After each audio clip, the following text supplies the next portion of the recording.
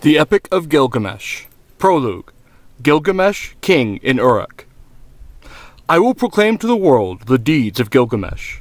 This was the man to whom all things were known. This was the king who knew the countries of the world. He was wise. He saw mysteries and knew secret things. He brought us a tale of the days before the flood. He went on a long journey, was weary, worn out with labor. Returning, he rested. He engraved on a stone the whole story. When the gods created Gilgamesh, they gave him a perfect body. Adad, the god of the storm, endowed him with courage. The great gods made his beauty perfect, surpassing all others. Terrifying like a great wild bull. 2/3 they made him god, and 1/3 man.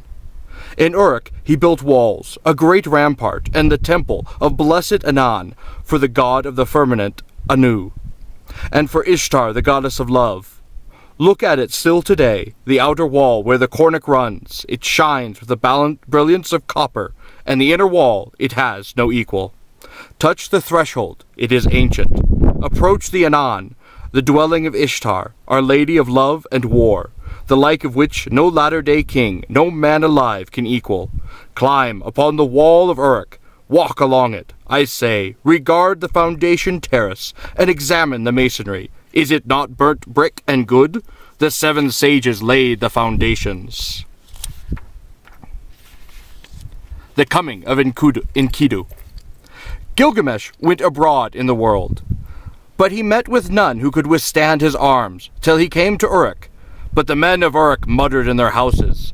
Gilgamesh sounds the tocsin for his amusement. His arrogance has no bounds by day or night. No son is left with his father, for Gilgamesh takes them all, even the children. Yet the king should be a shepherd to his people. His lust leaves no virgin to her lover, neither the warrior's daughter, nor the wife of the noble. Yet this is the shepherd of the city, wise, comely, and resolute. The gods heard the lament. The gods of heaven cried to the lord of Uruk, to Anu, the god of Uruk. A goddess made him, strong as a savage bull. None can withstand his arms. No son is left with his father, for Gilgamesh takes them all. And is this the king, the shepherd of his people? His lust leaves no virgin to her lover, neither the warrior's daughter, nor the wife of the noble. When Anu had heard their lamentations, the gods cried to Aru, the goddess of creation. You made him, O Aru, now create his equal.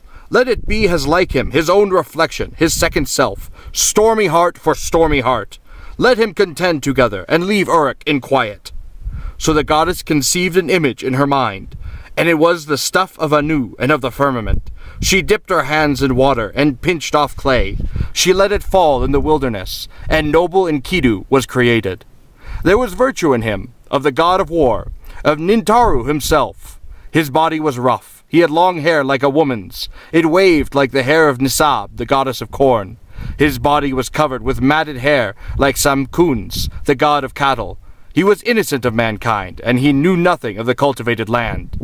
Enkidu ate grass in the hills with the gazelle, and lurked with the wild beasts at the waterholes. He had joy of the water with the herds of wild game. But there was a trapper who met him one day, face to face at the drinking hole, for the wild game had entered his territory. On 3 days he met him face to face, and the trapper was frozen with fear. He went back to his house with the game that he had caught, and he was benumbed with terror. His face was altered like that of one who has made a long journey. With awe in his heart he spoke to his father. Father, there is a man unlike any other, who came down from the hills. He is the strongest in the world. He is like an immortal from heaven. He ranges over the hills with wild beasts and eats grass. He ranges through your land and comes down to the wells. I am afraid and dare not go near him. He fills in the pits which I dig and tears up my traps set for the game. He helps the beasts to escape, and now they slip through my fingers. His father opened his mouth and said to the trapper, My son, in Uruk lies Gilgamesh. No one has ever prevailed against him. He is strong as a star from heaven. Go to Uruk. Find Gilgamesh, extol the strength of this wild man. Ask him to give you a harlot, a wanton from the temple of love. Return with her, and let her woman's power overpower this man.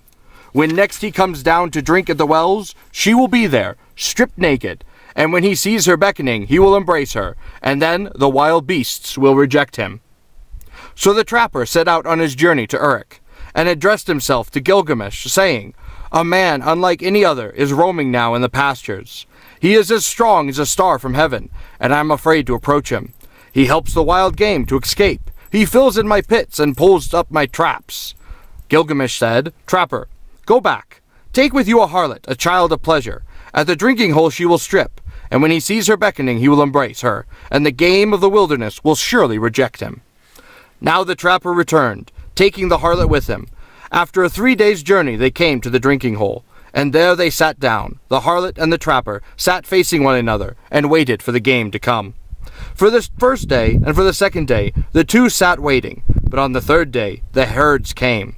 They came down to drink, and Enkidu was with them. The small wild creatures of the plains were glad of the water, and Enkidu with him, who ate grass with the gazelle and was born in the hills. And she saw him, the savage man, come from far off in the hills. The trapper spoke to her, "There he is now, woman. Make your breast bare. Have no shame. Do not delay, but welcome his love. Let him see you naked. Let him possess your body. When he comes near, uncover yourself and lie with him. Teach him, the savage man, your woman's art. For when he murmurs love to you, the wild beasts that share his life in the hills will reject him." She was not ashamed to take him, and she made herself naked and welcomed his eagerness. As he lay on her murmuring love, she taught him the woman's art. For 6 days and 7 nights they lay together, for Enkidu had forgotten his home in the hills. But when he was satisfied, he went back to the wild beasts. Then, when the gazelle saw him, they bolted away. When the wild creatures saw him, they fled. Enkidu would have followed, but his body was bound as though with a cord. His knees gave way when he started to run. His swiftness was gone. And now the wild creatures had all fled away. Enkidu was grown weak, for wisdom was in him, and the thoughts of man were in his heart. So he turned and sat down at the woman's feet, and listened intently to what she said. "You are wise, Enkidu, and now you have become like a god. Why do you want to run wild with the beasts in the hills? Come with me. I will take you to strong-walled Uruk, to the blessed temple of Ishtar, of Anu, of love and of heaven, where Gilgamesh lives. He is very strong, and like a wild bull, he lords it over men." When she had spoken, Enkidu was pleased. He longed for a comrade, for one who would understand his heart. "Come, woman, and take me to that holy temple, to the house of Anu and of Ishtar, and to the place where Gilgamesh lords it over the people. I will challenge him boldly. I will cry out aloud in Uruk. I am the strongest here. I have come to change the old order. I am he who was born in the hills. I am he who is strongest of all." She said, "Let us go, and let him see your face." "I know very well where Gilgamesh is in great Uruk, O Enkidu. There all the people are dressed in their gorgeous robes. Every day is holiday. The young men and the girls are wonderful to see. How sweet they smell. All the great ones are aroused from their beds. O Enkidu, you who love life, I will show you Gilgamesh, a man of many moods. You shall look at him well in his radiant manhood. His body is perfect in strength and maturity. He never rests by night or day. He is stronger than you, so leave your boasting. Shamash, the glorious sun, has given favors to Gilgamesh, and Anu of the heavens, and Enlil and Ea, the wise, has given him deep understanding. I tell you, even before you've left the wilderness, Gilgamesh will know in his dreams that you are coming." Now Gilgamesh got up to tell his dream to his mother, Ninsun, one of the wise gods. "Mother, last night I had a dream. I was full of joy. The young heroes were round me, and I walked through the night under the stars of the firmament. And one, a meteor of the stuff of Anu, fell down from heaven. I tried to lift it, but it proved too heavy.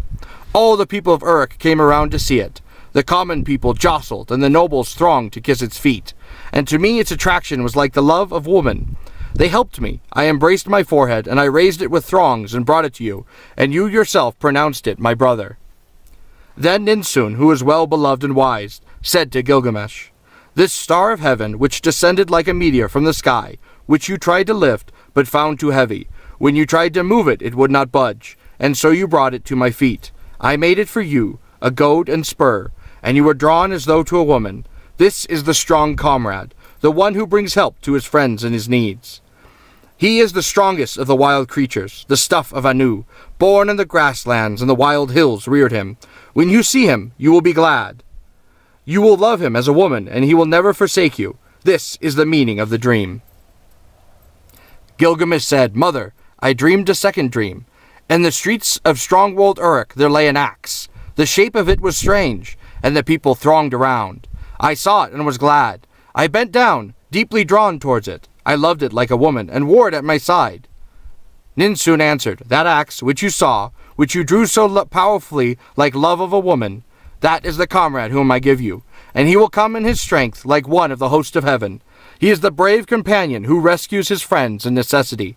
Gilgamesh said to his mother, "A friend, a counselor has come to me from Enlil, and now I shall befriend and counsel him." So Gilgamesh told his dreams, and the harlot retold them to Enkidu. And now she said to Enkidu, "When I look at you, you have become like a god.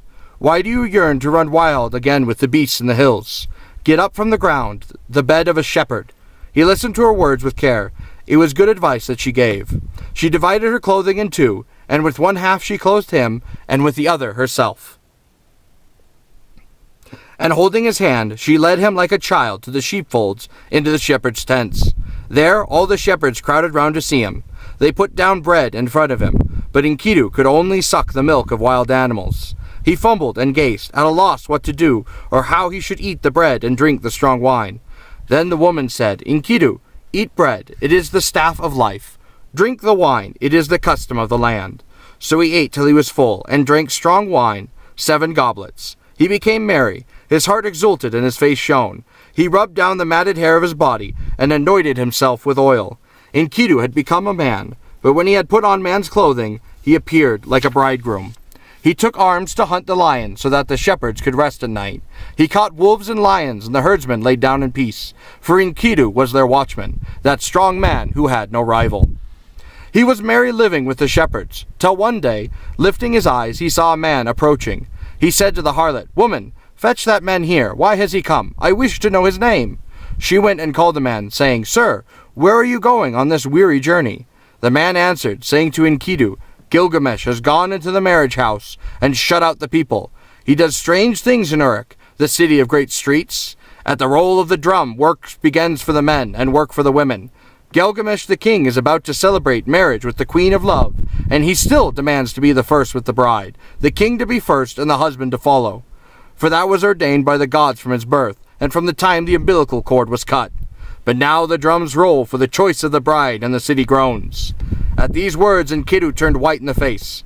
"I will go to the place where Gilgamesh lords it over the people. I will challenge him boldly, and I will cry aloud in Uruk.